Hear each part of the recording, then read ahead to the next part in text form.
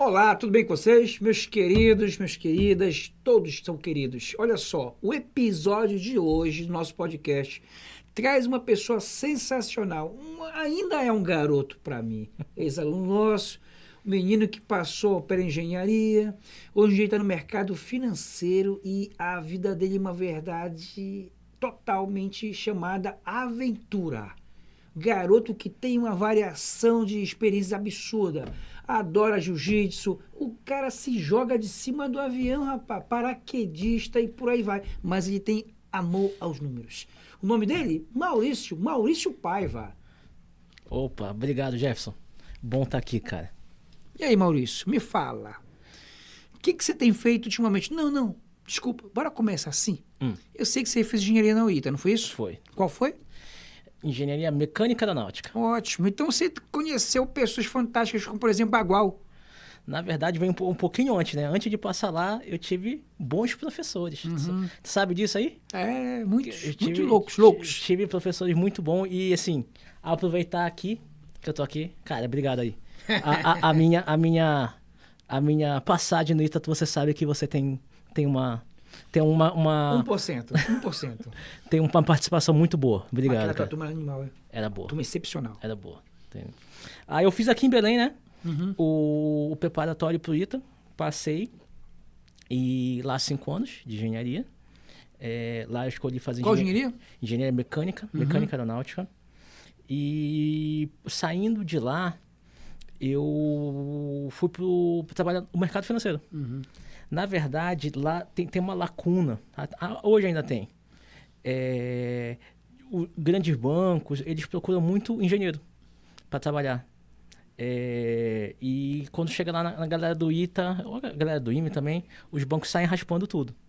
E acaba ali para um primeiro emprego, o banco paga melhor do que se fosse engenharia propriamente dito.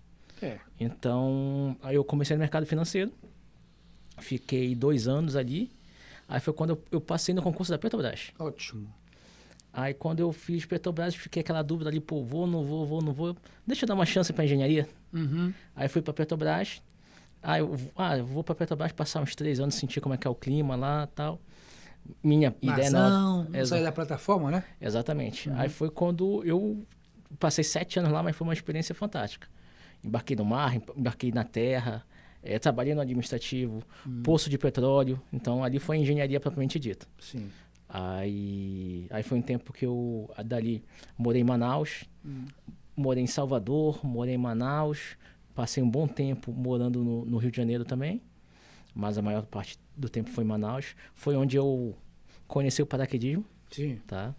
A gente já vai chegar lá nesse assunto. E a Petrobras foi uma experiência fantástica, tá? Para embarcar no mar, a gente pegava helicóptero e então eu podia falar, não, eu vou pro meu trabalho de helicóptero. Que lindo isso, né? Uber e helicóptero. Uber e helicóptero. Tá certo. Poderia falar isso aí. Aí foram 7 anos ali nessa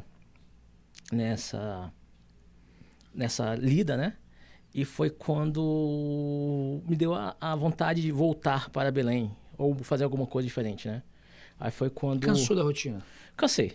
Quer mudar de novo? Vou mudar de novo. Aí foi quando eu comecei a pensar. Eu já tinha experiência no mercado financeiro. E ali no mercado financeiro, fui para engenharia. E eu queria, pô, será que eu volto para o mercado financeiro? Só que quando eu estava no mercado financeiro, eu trabalhei em São Paulo, né? Eu falei, será que tem alguma coisa diferente do eixo Rio-São Paulo? Aí foi quando eu vi que existia essa atuação, que não era tão nova, isso aí eu já estou falando de mais ou menos de 2015, essa atuação que era o agente autônomo de investimento. Hoje a gente fala, de uma forma mais simplificada, assessor de investimento. Que nada mais é do que um agente autônomo. Exato. Aí nessa, eu falei, pô, eu vi que tinha essa atuação. Essa atuação, não sei quando é que começou, se foi 2010, 2012, não sei quando já tinha, mas eu vi que existia ali e era um mercado que estava crescendo. Apesar de ser pequeno, na época estava crescendo bastante. Eu falei, eu quero fazer isso aí. Aí foi quando eu liguei para as corretoras, como é que funcionava. Maurício, monta o CNPJ, capta cliente, você vai cuidar do cliente. A tecnologia nossa, a gente não tem capilaridade para chegar em todas as cidades, então é uma forma da gente chegar a outros clientes, a novos clientes através do assessor de investimento e vamos para frente. Beleza, aí foi quando eu fiz as contas ali e resolvi pedir baixa da Petrobras. Teve a coragem, ou loucura, não sei também, né? Exato, aí foi quando eu falei para minha família, olha, eu acho que eu vou pedir baixa da Petrobras e Maurício, você vai fazer o quê? Eu tô com os planos aqui de montar um escritório de investimento, não sei, mas é numa corretora? Pode Mas entender. já é casado. Já era casado. Então realmente foi. Não, o filho ainda ia nascer. Ah, tá. O filho tava encomendado. Ai, meu Deus. Entendeu? Imagina a cabeça da tua esposa. Exato, mas só que ela também topa. Ah, então tá lindo. Exato.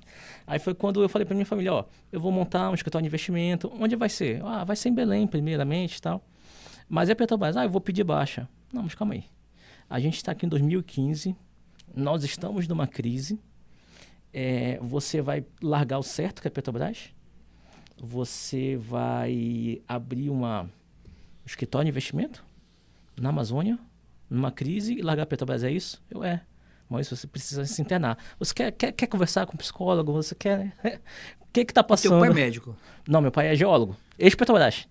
Então, pior ainda, porque ele sabia. Tava no sangue dele. Exatamente, estava no sangue dele. Mas ele fez a carreira na Petrobras, né? Ele, mas Maurício, mas... E aí? Não, vai dar certo, Maurício. Deus vai te guiar. E deu super certo. Ótimo. Certo? Então, ganhei prêmios, destaque. E depois toquei de corretor. Em 2021, toquei da corretora X para a corretora B. Certo? E vida que segue. Conjove também, né? O Conjove, na verdade, quando eu voltei para Belém ali em 2016, a vida do empresário, eu comecei a perceber, né? A vida do empresário é extremamente sozinha, extremamente solitária. Então, enquanto você está na escola, o professor está lá, você tem que estudar isso. Aí você tem uma decisão ali de qual faculdade, universidade você vai fazer. Você escolhe. Sim. Mas quando você entra na faculdade... Também tem os professores lá dizer, você tem que estudar isso, isso, isso. Então, você vai sendo guiado. Certo. Quando você sai e você... Tem um próprio negócio. Passo onde? Você tem seu emprego? Beleza, você escolhe teu emprego. Você vai lá, ou é escolhido, que seja. Tá na empresa, você vai receber ordens, você vai receber direcionamento e tudo mais. Mas quando você vira empresário... Que é você que tem que dar o direcionamento. Exatamente. As coisas já mudam, né? Muda, você é extremamente solitário. O que você fizer, não vai ninguém dizer tá certo, tá errado, é você e você mesmo. E o Conjove entrou nessa parte, foi... Quem são os outros empresários? Será que eles estão sentindo a mesma coisa que eu estou sentindo? Quais são essas dificuldades? Só para pessoal, de repente alguém que está nos vendo aí, não consegue... O que seria Conjove? É melhor explicar para todo mundo, né, moço? O Conjove é o Conselho de Jovens Empresários, tá? Pelo menos aqui no Pará, né? A gente é um braço da ACP, da Associação Comercial do Pará. E é um conselho de jovens empresários até 40 anos que a gente se junta para fazer networking, para ter a parte da capacitação, da gente dividir experiências, certo? Trazer assuntos novos. Então, para mim, aquilo ali foi uma válvula de escape de conhecer. Tem uma parte de conhecimento, de relacionamento e tudo mais. Entendeu? Então, vale muito a pena. Quem é empresário, vale a pena o associativismo, né? Participar de alguma associação. E se for até 40 anos, faz sentido ir para um Conjove da vida. Você está falando isso aí, me deu ideia de fazer um link. Você principalmente ia para a associação. Você estudou no ITA. Certo. No ITA dizem que tem muita questão dos relacionamentos assim, de amizade, que é 50 anos em 5. Né? Primeiro, que eu te peço o seguinte, para explicar o que seria esses 50 anos de amizade e 5 anos de faculdade. Isso realmente é forte. E segundo, existe uma associação no ITA? Existe a associação. E terceiro, qual a relação disso com um dos negócios? Tá, vamos lá. 3. Eu acho assim, os relacionamentos humanos ali, por onde a gente conhece as pessoas e tudo mais, eu acho que aquele seu relacionamento ele acaba sendo mais forte. Ideia da minha cabeça, tá? Um psicólogo, se tiver aí, pode aí me corrigir ou não. Se aquele período que você está em relacionamento com aquelas pessoas, se é um período intenso da sua vida ou não, certo? Um momento intenso de coisas boas, de dificuldades e tudo mais. E ali, nada mais, 5 anos no ITA é extremamente intenso. Extremamente intenso. De vida, virando noites, estudando, de novidades, tem projeto lá. Na minha época tinha o BAD, que a gente montava um carro de rally. Aí tem o aerodesign, que o pessoal monta um aeromodelo para competir com outras faculdades. Então, não só a carga horária, a dificuldade das provas do ITA, que é extremamente puxado. Tem o jargão que você deve conhecer aqui. O pessoal fala de uma forma brincadeira, mas tem um fundo de verdade muito grande. Que passar no ITA é fácil, difícil é se formar. Sim. Tá? Lá. Agora quem se forma e continua lá. Exato, tem. Quem vira professor lá. Exato. Você tem um amigo chamado N que Exatamente. está lá até hoje. Exato. E não sai de lá. Mas é um ponto fora da curva. Sempre foi. O N sempre foi fora da curva. E, se Deus quiser, vem para cá também. Legal. Aí, ou seja, o ITA é extremamente intenso. Então, você é uma pessoa jovem, está lá, tem uma faculdade que é extremamente exigente de você e você está ao redor de pessoas que estão na mesma dificuldade, na mesma intensidade que você. E eu acho que aquilo ali forma uma comunidade muito forte. Tá? Então, hoje, daqui a uma semana, eu faço 20 anos de formado, no dia 17. Meu Deus, já. 20 anos de formado. E já conversando com a minha família, com a minha esposa, às vezes eu falo com alguém do ITA, algum colega que se formou comigo. E aí, fulano, como é que tá? Tá, beleza, tá. Aí eu desligo. Ah, pô, legal, você é teu amigo. Qual foi a última vez que você falou com ele? Ah, 10 anos. Ou, quando você falou, a última vez que eu falei com ele foi na formatura. Pô, mas você fala com essas pessoas como se fosse ontem. Na verdade, a gente ganha uma amizade ali que, pô, mesmo que a gente ficar sem se falar, quando a gente vai ou pedir alguma coisa, cara, pô, eu soube que você está trabalhando na empresa tal, eu preciso fazer esse projeto. Os caras vão te atender de uma forma como se fosse ontem. Como se fosse família. Exato, entendeu? Então, é isso aí. Pô, hoje eu estou com 20 anos de formado, tem colegas, alguns, que eu não falo desde a formatura. E agora, há um mês atrás, a gente se reuniu. Falei com vários como se nada tivesse acontecido. Odilon, 2 metros de altura. Meu Deus do céu.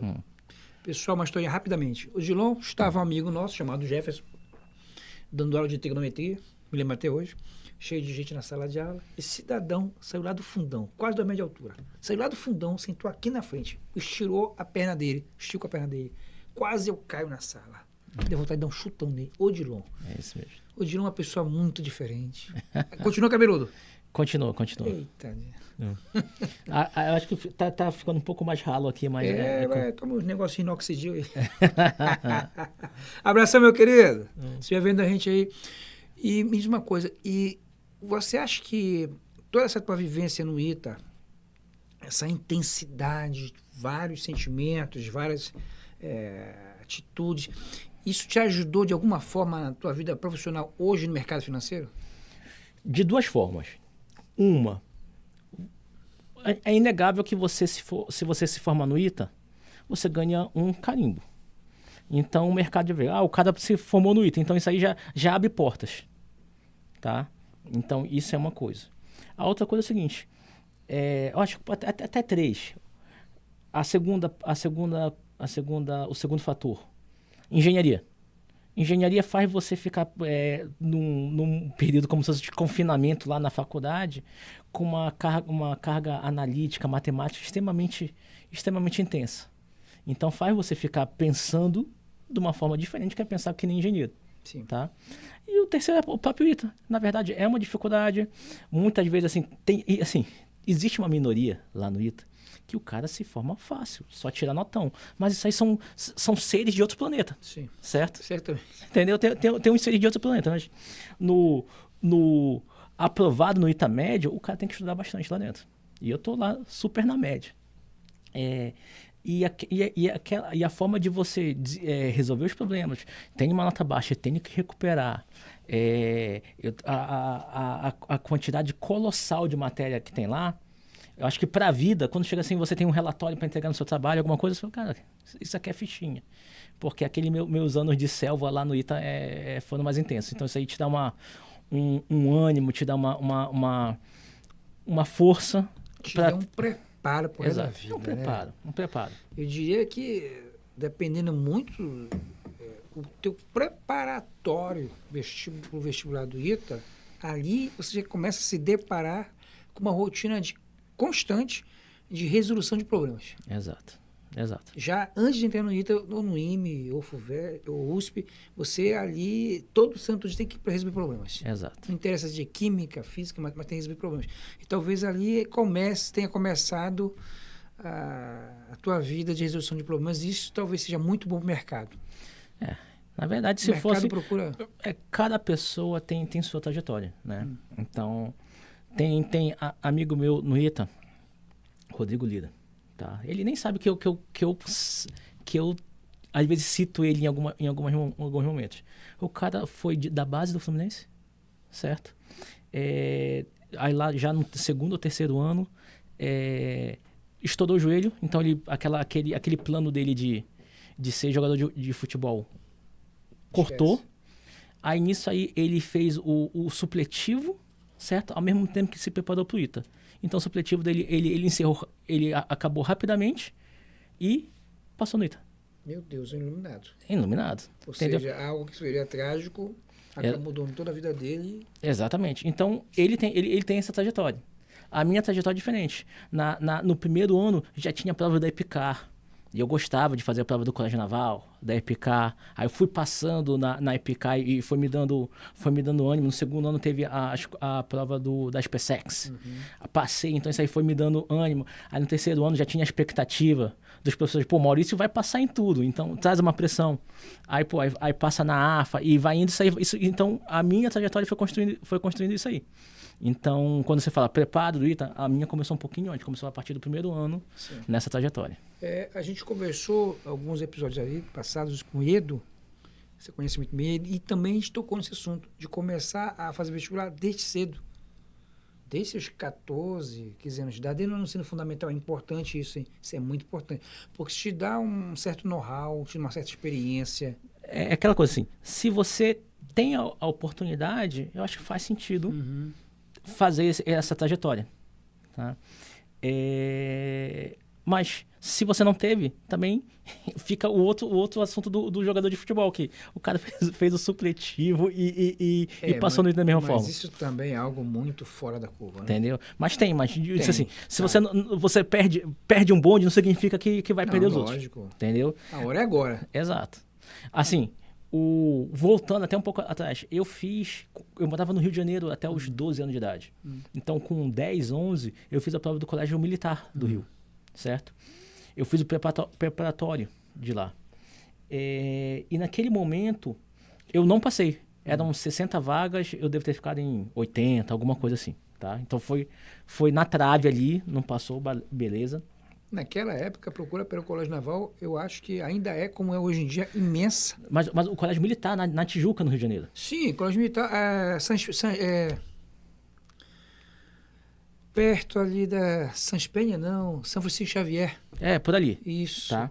Aí nessa, eu fiz e Barros, lá na frente, me lembro. Exato. Aí o que eu fiz? Eu fiz esse preparatório com 10 anos de idade, certo? Não passei, mas o fato de ter feito aquele preparatório...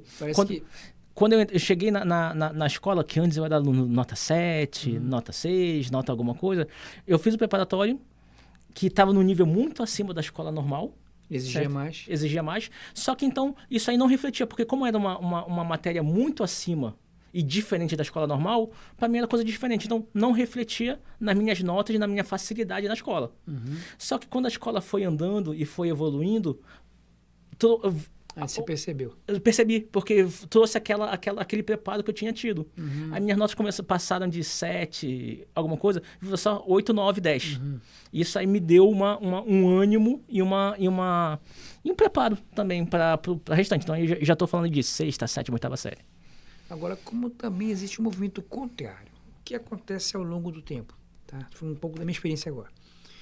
É que alunos que estão na escola, eu não tenho outro termo para usar, eu não sou bom de batizar, de dar nomes. Na escola tradicional, escola regular, ou como dizem muito, escola normal. E vamos estudar numa escola que prepara desde cedo para vestibulares de alta performance, alguns são de escola militar. Esses alunos que vêm dessa escola dita normal, regular, para a escola mais forte, a nota cai. cara Sim. tira 8, 9 na escola dita regular, normal. Aí vem estudar comigo. Uhum. Querido, é 4, 5. Mas é isso. Mas isso é muito bom, porque você está Isso é mostrando para ele que são situações diferentes. São situações diferentes. Mostra que é a realidade da vida, então É você a vai realidade. você vai ter dificuldade, tá? Contar uma história do ITA aqui. Quando eu passei no ITA, né? Então eu fiz a escola, passava na SpaceX, CPK e tudo mais. E eu era um aluno 9 e 10. 9 e 10, 9 e 10, 9 e 10, 9 e 10. E assim vai. Quando eu passei no ITA, certo? O primeiro mês é o serviço militar, que é militar de manhã, de tarde, ordem unida. A gente teve treinamento de tiro, teve acampamento, então é um mês intenso Uma formação. nessa formação militar. Exato. Tá? E teve uma semana que foi o carnaval e na outra semana começou a aula normal. E nessa segunda-feira da aula normal, certo? Eu estava lá presente na aula, começou a aula, começava às 7 em ponto, começava a aula. Aí a professora começa a dar aula, a professora Taninha, começa a dar aula de o que a gente chama a matéria da MAT 16, que era álgebra linear. E ela começou a dar lá um monte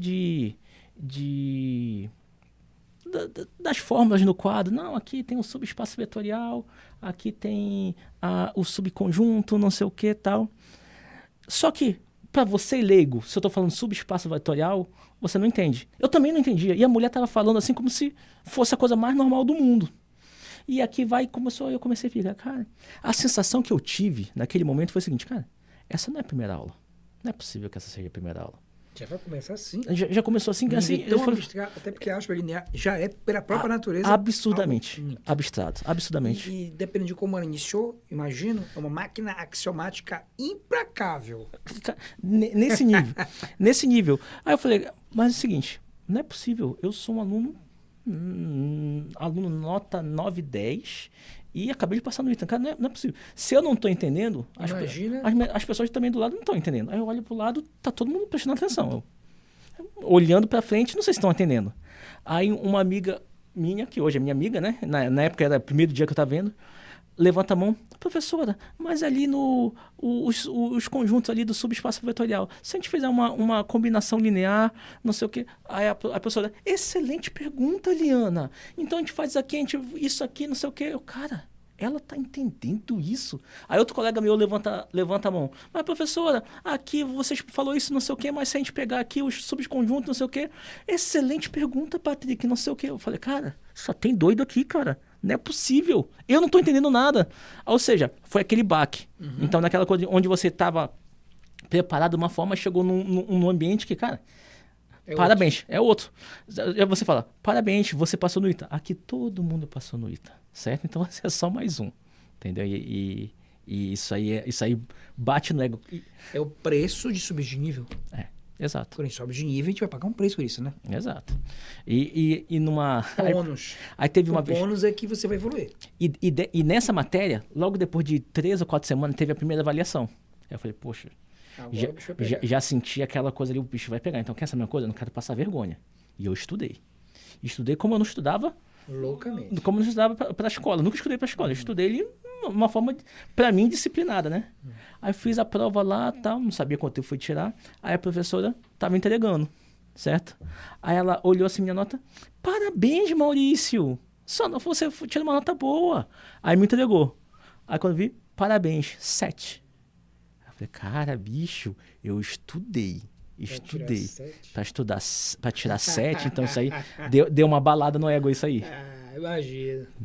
Mas a média da turma também. Exato, tava por ali. E é um assunto que não é tão, né?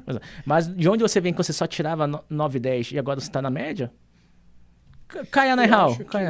Eu acho que exatas, na graduação, álgebra linear é uma das top em grau de dificuldade.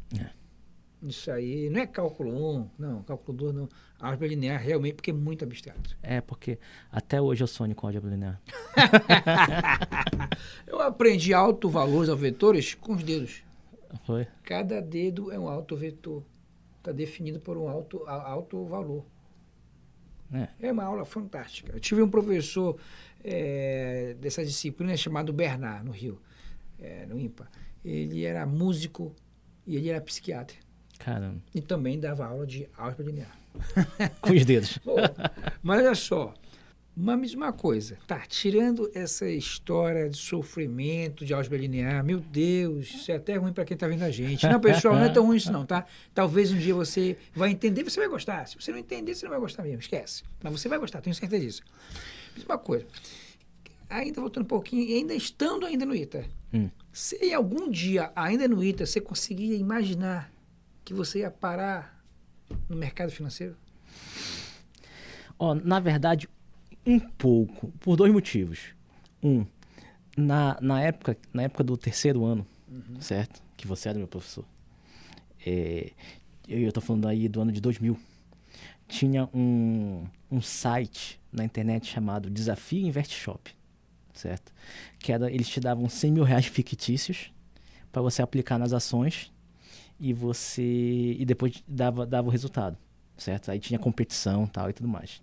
E aquilo ali virou minha diversão ali de madrugada, colocava as ordens lá e no dia seguinte, com as cotações reais no mercado, valorizava sua carteira ou não. Não tinha Roblox naquela época, né? Não tinha.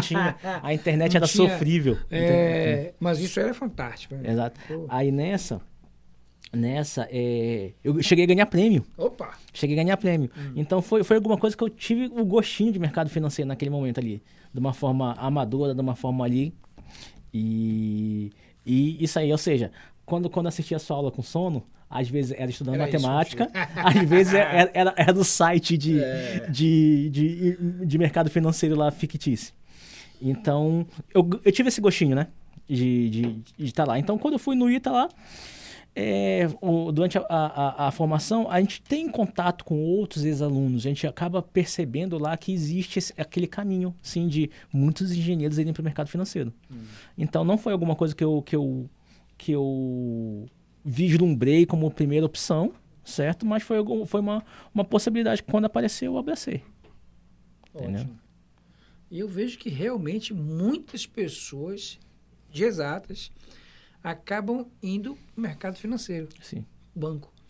Como também uma coisa interessante que eu percebi agora é o seguinte, eu lembro agora, por exemplo, concursos públicos da área fazendária. O mais famoso deles é Receita Federal, né? Receita Federal. Cara, impressionante a quantidade de ex-alunos meus que são de exatas, fizeram engenharia e migram para lá. Exato. Muita gente. Na verdade, eu acho que aí tem dois fatores, porque é um público que está acostumado a fazer prova, né? Acostumado a estudar horas e fazer uma prova.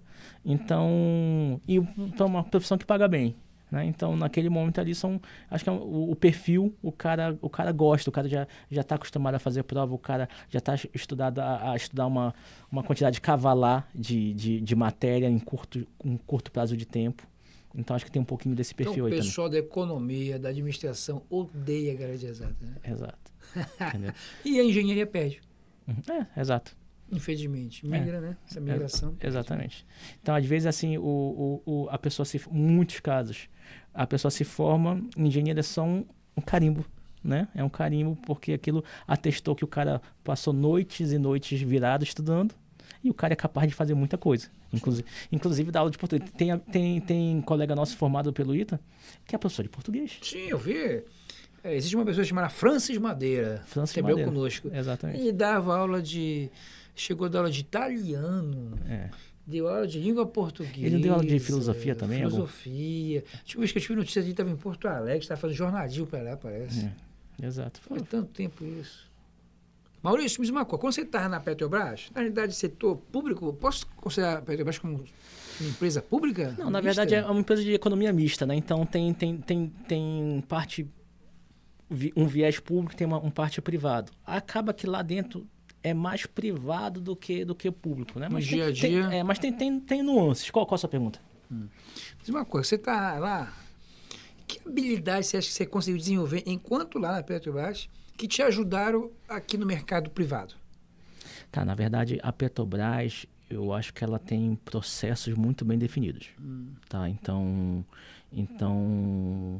principalmente, assim, você, como funcionário de uma empresa, ela tem alguns processos, certo?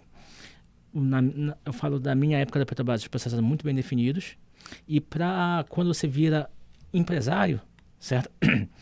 Você precisa de processos, tá? Então, se você não fizer nada, não tem processo, certo? Então, a forma da Petrobras de pensar qual é o processo que eu era bem da parte de engenharia de poço. Como é que a gente começa? Primeiro é o que? A prospecção, primeiro é a sísmica, depois vai estudo. A minha atuação é até aqui, certo? A partir daqui eu tenho que chamar a equipe da geologia para trabalhar junto. Então, toda essa parte de processo e até onde você vai, limite, e consultar e documentar tudo, isso aí foi um aprendizado bom na Petrobras, que eu acho que valeu bastante aí nessa vida aí, tanto da parte privada quanto na parte de empresarial. Então, cronogramas, organogramas, Exato. Isso tudo ajudou você lá. Porque se pensar pela cabeça de engenheiro, o engenheiro criativo, ele vai atropelando tudo isso. Vai. Entendeu? Até mesmo a questão de hierarquia. Exato. Já percebi isso algumas Exato, vezes. entendeu? Então, Ele tende, às vezes, tem um problema, ele não procura imediatamente a pessoa que está acima dele, procura a pessoa que está acima dele. exato. Isso aí. Exatamente. Então, e você tem que ter o respeito. Na verdade, então, se você, às vezes, o engenheiro quer resolver rápido, mas você não pode, você tem que respeitar a hierarquia. Quem é o imediato? O fulano lá de cima vai resolver. Mas, cara, existe uma escala. Sim. Então, use a escala para chegar até lá. Entendeu? Isso, de alguma maneira, ajuda muito, né? Assim, tem alguns lugares que isso aí vai burocratizar e tem outros lugares que vai ajudar. E você tem que ter o discernimento já. Você já não tem mais 25 anos, né?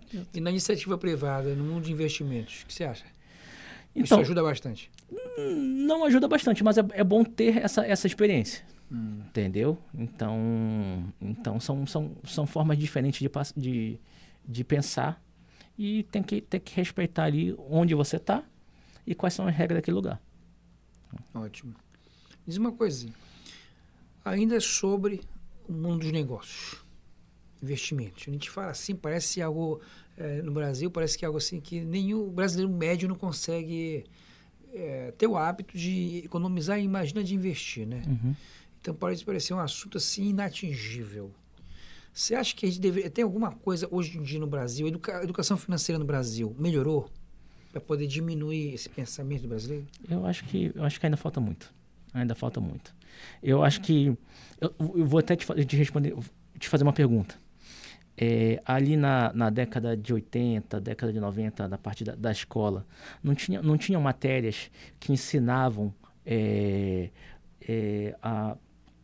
o aluno ali o que funciona no Brasil, como é que funciona o Senado. Eu acho que era o SPB, não era? O SPB, Organização Social e Política do Brasil. Exatamente. Então, isso é uma matéria que... A gente tinha técnicas comerciais, ainda na escola, tanto particular quanto escola pública, tá? Então, mas só que hoje o aluno se forma e o cara não sabe como funciona o Senado, a Câmara, não sabe como... o que é vereador, não sabe o que é vereador, não sabe estadual. o que tem que funcionar para uma lei, como é que ela é aprovada, como é que não é. Isso a gente não sabe. Então, é matéria que é muito importante. Sim. E não tem. E só quando você vai se deparar lá na frente, estudar para algum concurso, alguma coisa, você vê que, cara, isso é muito importante. E eu passei todo esse tempo sem saber. E eu volto porque eu estou falando isso aí. A matemática financeira, a educação financeira também é a mesma coisa. Isso aí tinha que estar lá ser ensinado no primeiro, segundo, terceiro ano do ensino médio. Tinha que ter. É uma coisa que tem que ter. Então, uma coisa que não tem na grade, e quando você vira adulto, você sente falta daquilo, não sabe o que é. Depois, quando você começa a perceber, cara, você vê quanto tempo eu perdi. Nosso povo ainda é muito ignorante nesse assunto. Exato. Em outras palavras, é isso. Então, por exemplo, o nosso povo não sabe o que é renda fixa, o que é renda variável. Não sabe. Ele acha que comprar ação de uma empresa aí qualquer, uma coisa impossível de acontecer. Não, e acha que aposta, vai comprar e pronto, entendeu? Não analisa, né? Exato. Tem uma lógica, mas indo para o mais básico, aí a pessoa vai lá e vai para a poupança. Mas por que poupança se tem outras coisas com o mesmo risco ou um risco menor ainda que vai te render mais? Talvez a tradição, porque ele viu o avô fazer isso. Exato. Talvez também a falta de conhecimentos, a ignorância quanto ao assunto. Exato, mas de lá para cá passou 20, 30 anos... E nada mudou. Na realidade até piorou, né? Exato. Ou não? Mano, entendeu? Mas a questão é, com um pouquinho de educação, isso aí poderia mudar muita coisa. Então, de repente, para você obter clientes, você se torna sendo professor, porque você tem que tirar dúvidas e ensinar. Completamente. acontece? Completamente. Eu sendo assessor de investimento, a parte educacional tem que ser muito forte.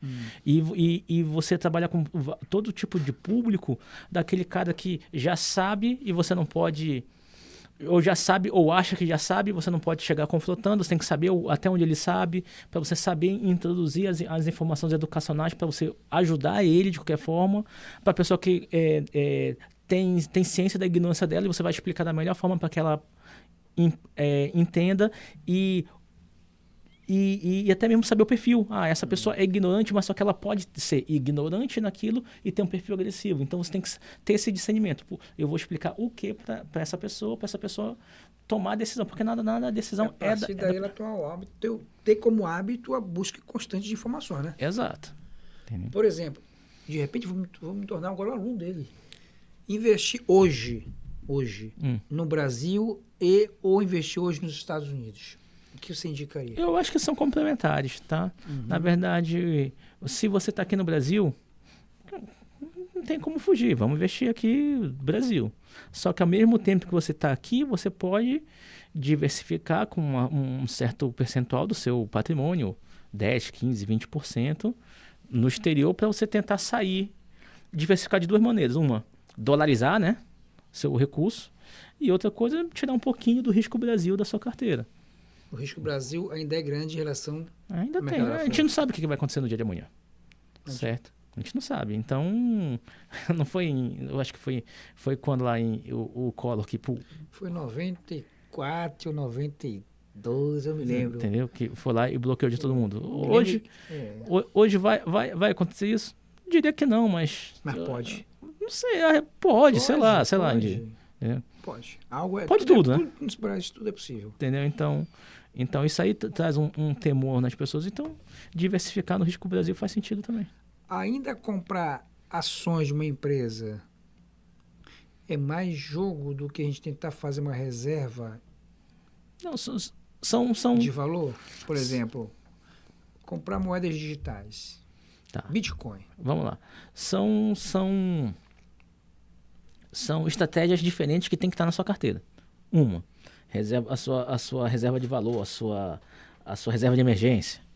Tem que estar lá num risco baixo e numa liquidez muito rápida, né? Então, eu precisei desse dinheiro tem que estar disponível hoje para mim. Então, você vai procurar aquele produto. E nesse produto que vai estar com uma liquidez muito rápida e uma segurança muito alta, você não está procurando rentabilidade nesse produto. Ou seja, rentabilidade e liquidez não necessariamente são diretamente proporcionais. Na verdade são três, né, que o pessoal chama, que é a rentabilidade, a liquidez e o risco. Então você nunca vai ter uma coisa que é extremamente líquida, extremamente rentável, certo? Com baixo risco. E com baixo risco. Você não vai ter. Não existe. Essa equação é interessantíssima, com 3 elementos. Não tem, entendeu? Uhum. Então você vai ter que escolher. A gente tem que procurar um ponto de otimização entre os três. Exatamente. Só que um desses pontos é o quê? Baixo risco e alta liquidez. Então você não vai ter rentabilidade. E esse é o quê? Sua reserva de emergência. A partir dali, você já juntou a reserva de emergência, você pode se arriscar para outras estratégias. Então, o que você recomenda agora para o nosso público é que, primeiro, reserva de emergência. Sem dúvida. Reserva de emergência. Após isso, aí a gente começa... Exato. Tá. Hoje em dia, por exemplo, para eu ter uma reserva de emergência, vamos colocar com números aí que de repente... Vamos lá. Vamos supor que hoje em dia eu ganhe mensalmente 10K, 10 mil reais. Exato. Número redondinho, 10 mil. A minha reserva de emergência deveria ser de quanto? Um número de bolsa que a gente tinha, 6 meses do seu... Não é nem quanto você ganha, é o quanto você gasta. Certo? Você pode ganhar 10 e gastar 8. Tá. Certo? Então no Brasil, não. No Brasil, o cara ganha 10 gasta 20. Digamos lá, você ganha 12 e gasta 10. Então a gente vai falar do seu custo, 10. Tá. Pega esses 10, 6 meses. Certo? 60. Então começa daí. Eu tenho 18 mil, mas eu já quero arriscar. Cara, não. Junta teus 60 primeiro, 6 vezes teu custo mensal. E deixa lá. Deixa lá. Aí a partir dali você vai juntar outros dinheiros para fazer seu investimento mais... 60 mil tem que ser sagradinho. Agora, duas perguntas interessantes. A primeira pergunta é quem, ou melhor ainda, de onde se tirou esse número de 6 meses? Tá. Qual a explicação para ter uma reserva que vai entre 6 meses do que eu gasto? Na verdade, É porque de repente eu posso de uma hora para outra ficar desempregado. Exatamente. E eu levo em média 6 meses para voltar? Exatamente. Na verdade, talvez você fique até menos, certo? De 6 meses, tá?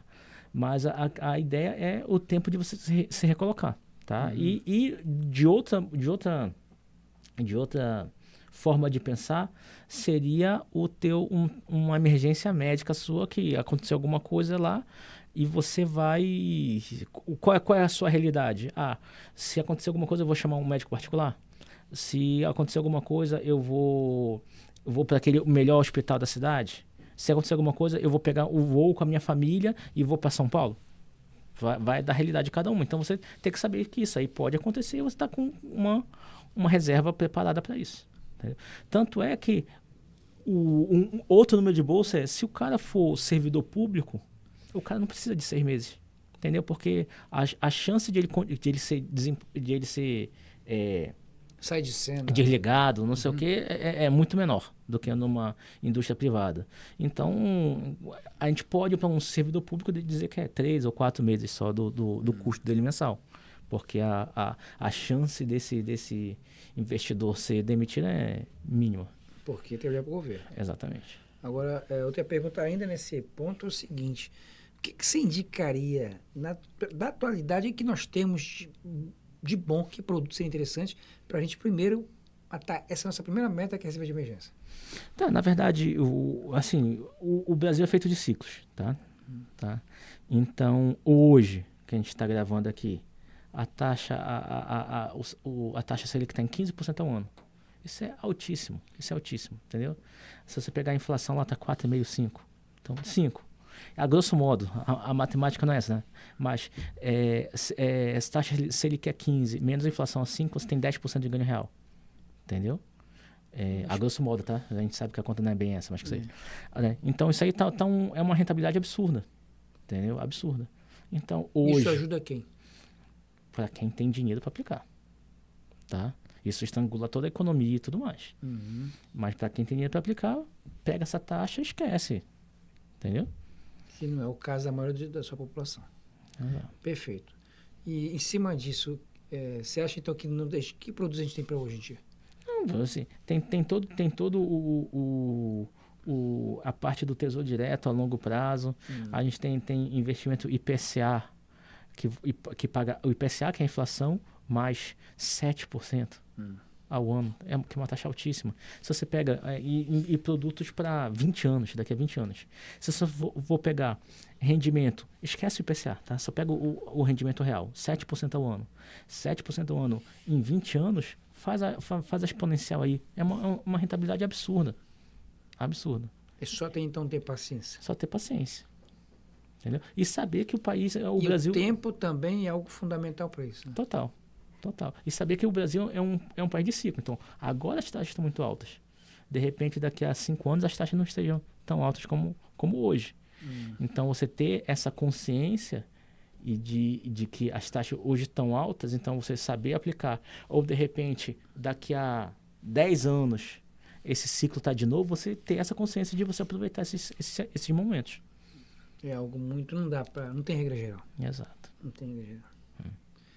Eu te perguntei de te fazer o seguinte: o que você acha da moeda digital hoje em dia, Bitcoin? Vou ser o mais sincero por ser aqui. Eu sou um voto vencido nisso aí, porque subiu demais, certo? E cada vez se mostra com outros mercados o pessoal aceitando, então a aceitação vem aumentando e isso aí se valorizou demais. Mas por que eu falo que eu sou um voto vencido? Porque eu lembro que lá em 2014 eu comecei, não, vou estudar isso aqui. 2014. Aí um Bitcoin estava aqui em $100, subiu para 300. 2014? 2014. Daniel Fraga ainda, né? Nem sei. Ele não tinha fugido do país? Não. Não tinha. Eu nem sei onde ele está. Alguém sabe onde está Daniel Fraga? Ninguém sabe. Ninguém sabe.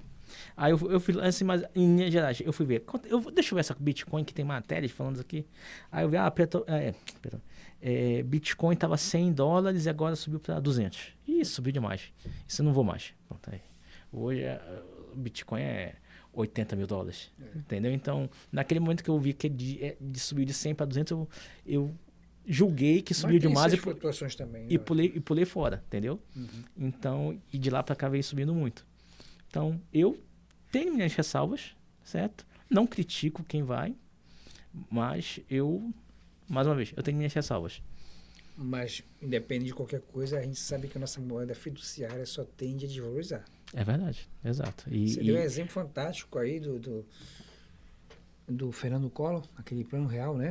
Exato. Eu me lembro, dia desse eu estava vendo, fiz uma pesquisa rápida, o que você comprava com R$12,50 em 94, quando o real foi criado, hoje, para você comprar, fazer a mesma compra, você precisaria de R$100.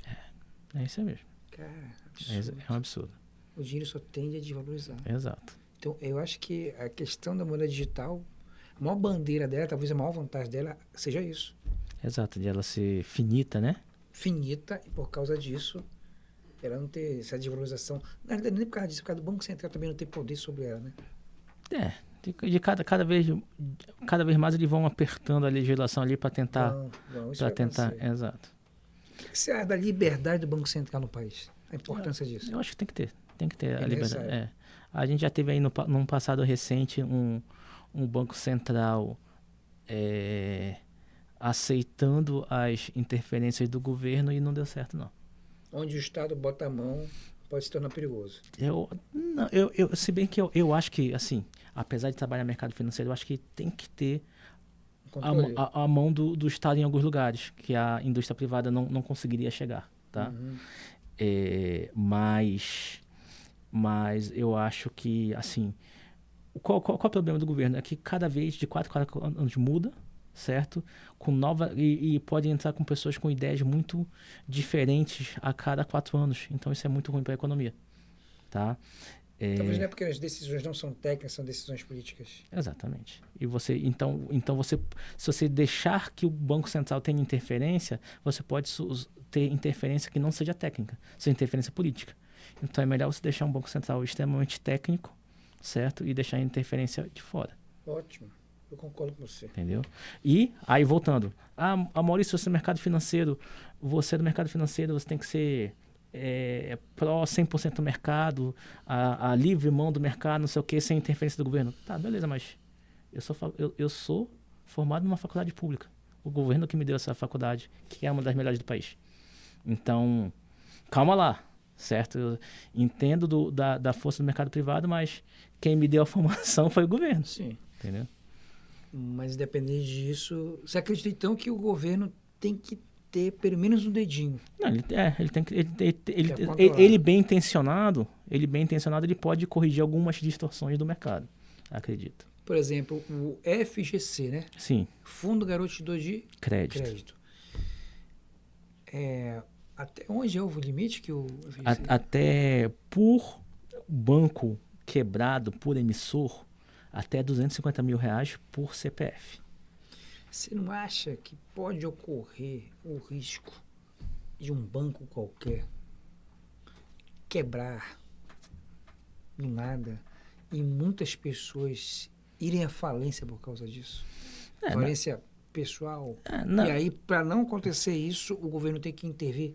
Então, na verdade, quando tem vários bancos atuando no país e chega um governo que fala, até mesmo para fomentar esse mercado, vamos criar uma espécie de segurança aqui, que é a FGC, para proteger o pequeno investidor, para dar uma chance dos bancos menores competirem em nome e segurança com os bancos maiores. Cara, isso aí foi uma forma do governo chegar lá e dar uma equilibrada entre as forças. Entendeu? Então, acredito que tem que ter. Porque se for pensar em uma coisa 100% liberal, sei lá, nem deveria ter FGC. Entendeu? Se não tem no FGC, de repente teria mais pessoas com nesse cenário de banco quebra e leva todo o dinheiro. E assim vai. O que aconteceu ultimamente agora, né? Exatamente. Está acontecendo. Exatamente. Aí teve o Banco Master, certo? Que entrou em falência, foi decretada a liquidação dele e todos os clientes que estão até 250 mil vão ser ressarcidos. Ainda em dezembro, esse mês aqui, agora. Bem, o fato é que um banco até pode ser que venha quebrar, dependendo do banco, né? Uhum. Se o banco for muito sólido e tudo mais, é difícil isso acontecer, né? Sim, Porque vai ser ruim para todo um país. exato. Agora, o Estado quebrar, É, se o Estado chegar a quebrar, por exemplo, você imagina um banco master é uma coisa, agora imagina um Banco do Brasil quebrar. na verdade é.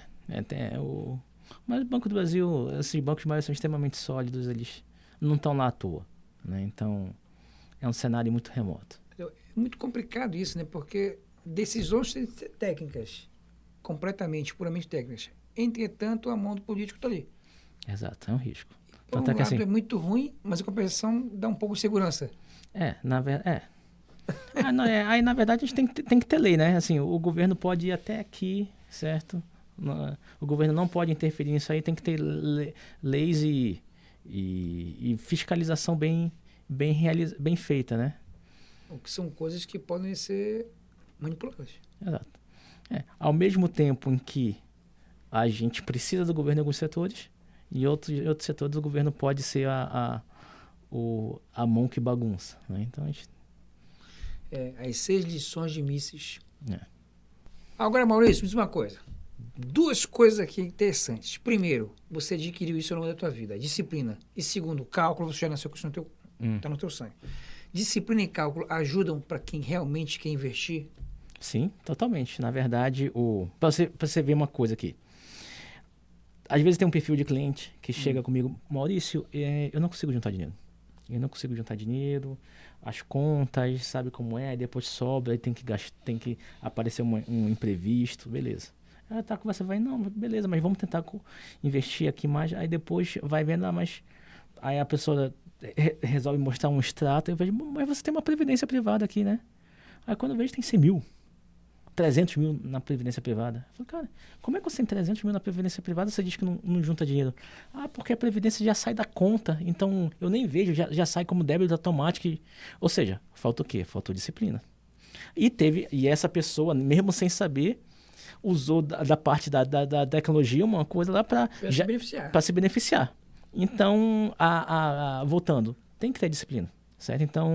Então, se você não tem disciplina, tenta achar alguma estratégia que te force a fazer isso. A se reeducar. Não tem outra palavra, o negócio é se reeducar, mudar a mentalidade, né? Exatamente. Então, a disciplina é fundamental.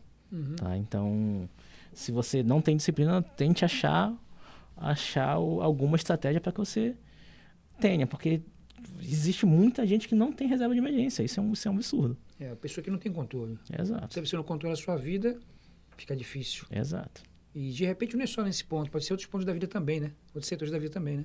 Na verdade, aí isso vai de outra coisa, porque, teoricamente, se a pessoa é disciplinada em uma área, possivelmente, com mais probabilidade, ela é disciplinada também nas outras áreas. Então, acho que a indisciplina, quando tem, não é só a financeira.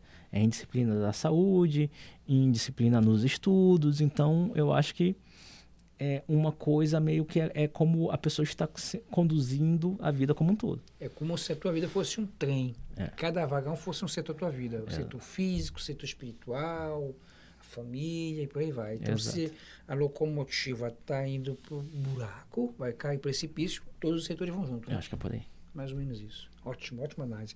Agora, para encerrar, infelizmente, eu te peço perdão, mas um dia o Maurício vai voltar, hein? Quais são os conselhos que você daria hoje para a pessoa começar a pensar na vida financeira e investir? Isso a pessoa com 20 anos de idade, isso a pessoa com 50 anos de idade. Os conselhos são os mesmos?